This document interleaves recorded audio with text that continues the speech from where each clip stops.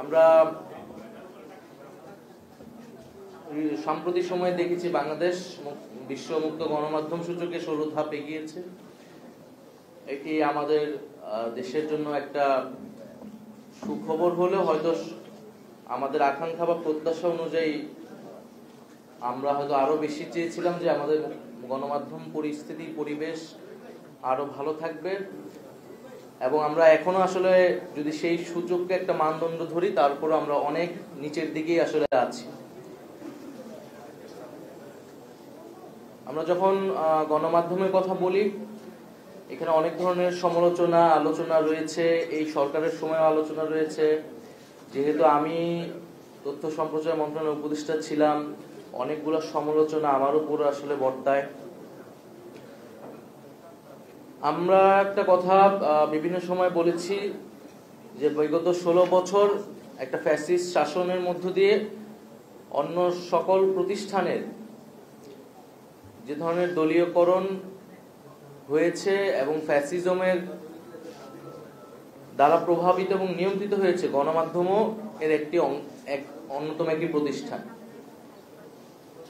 এবং গণমাধ্যমের উপর এই হস্তক্ষেপ এর একটা যেমন আইনি দিক আছে, এর একটি সাংস্কৃতিক দিকও আছে।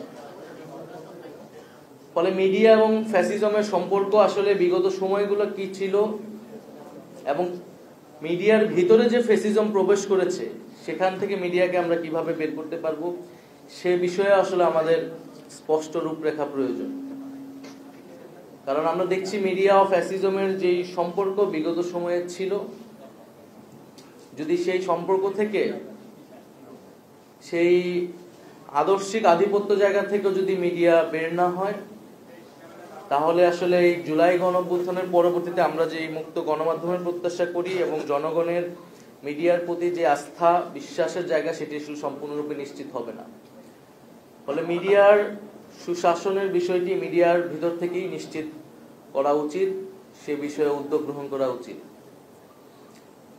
দ্বিতীয়ত, আমরা এই অন্তর্বর্তী সরকারের সময়ে প্রচুর মিস ইনফরমেশনের একটা ক্যাম্পেইন দেখেছি, এবং বাংলাদেশের গণমাধ্যমগুলোতেও এই মিস ইনফরমেশন নানাভাবে ছড়ানো হয়েছে। সেই জায়গা থেকে আমাদের আরো সচেতন এবং পেশাদারিত্বের জায়গা আসলে আসা উচিত। কারণ দল হিসেবে বা একটা রাজনৈতিক শক্তি হিসেবে আমরা বিভিন্ন সময় এটার ভিকটিম হয়েছি এবং হচ্ছি। আমাদের বিভিন্ন সময় বিভিন্ন কথা ভুলভাবে স্থাপন করা হচ্ছে, এবং একটা মিডিয়া কর্তৃক একটা রাজনৈতিক মেরুকরণের চেষ্টার জন্য বিভিন্ন সময় আমাদের বক্তব্য কোর্টকে ভিন্নভাবে উপস্থাপন করা হচ্ছে। তো সেই জায়গা থেকে আমরা আশা করব যে আমরা রাজনৈতিক দলগুলোর সাথে গণমাধ্যমের যে সম্পর্ক, সেই সম্পর্ক আরো ইতিবাচক হবে, এবং যে মুক্ত গণমাধ্যমের প্রতিশ্রুতি আমরা সকলেই দিচ্ছি, সেটি আসলে আরো কিভাবে কার্যকর করা যায় সেই বিষয়ে আমরা যদি আরো বাস্তবিক অর্থে আরো খোলামেলা আমরা নিজেদের মধ্যে আলোচনা করতে পারি, সেই রূপরেখা তৈরি করতে পারি, এটি আমাদের জন্য ভালো হবে। গণমাধ্যম সংস্কার কমিশন আসলে অনেক আগেই হয়েছে, আমি উপদেষ্টা থাকার সময় হয়েছিল, এবং আমাদের যে সময়সীমা সেই সময় ছিল যে গণমাধ্যম সংস্কার কমিশনের সুপারিশগুলা দ্রুত আসবে এবং বাস্তবায়ন হবে, সেটি অনাকাঙ্ক্ষিতভাবে অনেক দেরি করছে।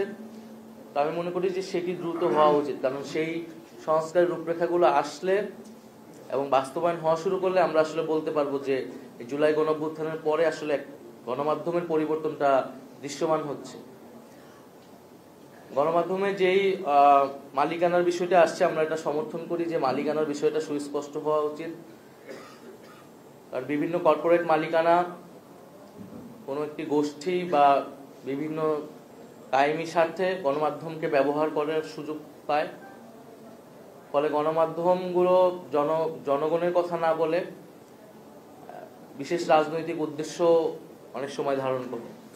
সে জায়গায় রাজনৈতিক দলগুলোকে যেরকম তাদের অর্থনৈতিক স্বচ্ছতার জন্য এই সময়ে অ্যাকাউন্টেবল করা হচ্ছে, আমাদেরকে অ্যাকাউন্টেবল করা হচ্ছে, একইভাবে মিডিয়ার যে আয়ের, গণমাধ্যমে যে বিনিয়োগের উৎস, মালিকানা, একটি কর্পোরেট মালিকানা কতটি পত্রিকা থাকতে পারবে সে বিষয়ে আমাদের নীতি, সুস্পষ্ট নীতিমালা প্রয়োজন। এবং বিগত 16 বছরে বিশেষত ইলেকট্রনিক মিডিয়ার ক্ষেত্রে মিডিয়ার বিকাশটা বিগত 16 বছরে হয়েছে এবং প্রচুর ইলেকট্রনিক মিডিয়া ছাড়পত্র পেয়েছে, লাইসেন্স পেয়েছে। সেটারও আসলে নীতিমালা প্রয়োজন এবং সেই সময়ে যে উদ্দেশ্য থেকে বা যেই ধরনের ব্যবস্থাপনায় এই মিডিয়াগুলো তৈরি করা হয়েছিল, অভ্যুত্থান পরবর্তী সময়ে আসলে তাদের কি সেই মিডিয়াগুলো বিষয়ে আসলে কোনো ধরনের নীতি আসেনি। তো জাতীয় নাগরিক পার্টি মুক্ত গণমাধ্যমের পক্ষে বিশ্বাস করে এবং আমরা বিশ্বাস করি যে গণতন্ত্র চর্চার জন্য, মানুষের মত প্রকাশের স্বাধীনতার জন্য মুক্ত গণমাধ্যম একটি অতি গুরুত্বপূর্ণ মানদণ্ড। ফলে আমাদের এই আন্দোলনেও কিন্তু মত প্রকাশের যে অধিকার, সেই অধিকার হরণ থেকেই এই আন্দোলনের যাত্রা শুরু। ফলে জুলাই গণ অভ্যুত্থানের সেই আকাঙ্ক্ষাকে ধরেই আমরা বলতে চাই যে ভবিষ্যৎ বাংলাদেশে আমরা গণমাধ্যমে যে ধরনের দলীয়করণ দেখি, গণমাধ্যমের উপরে সরকারি হস্তক্ষেপ দেখি, গণমাধ্যমের উপর নানা ধরনের সামাজিক চাপ দেখি, সেগুলা থেকে বের হয়ে সত্যিকার অর্থে গণমাধ্যম কাজ করতে পারবে এবং সাংবাদিকরা তাদের নিরাপত্তা এবং পেশাদারিত্ব বজায় রেখে মানুষের পক্ষে সেই কাজগুলো করতে পারবে। এই বিগত এই অন্তর্বর্তী সরকারের সময়ে গণমাধ্যম যে কিছু নানামুখী চাপের মধ্যে বিভিন্ন সময় পড়েছে। একটা হচ্ছে সরকারি হস্তক্ষেপের জায়গা গণমাধ্যমের উপর অনেক কমেছে বলে আমি মনে করি।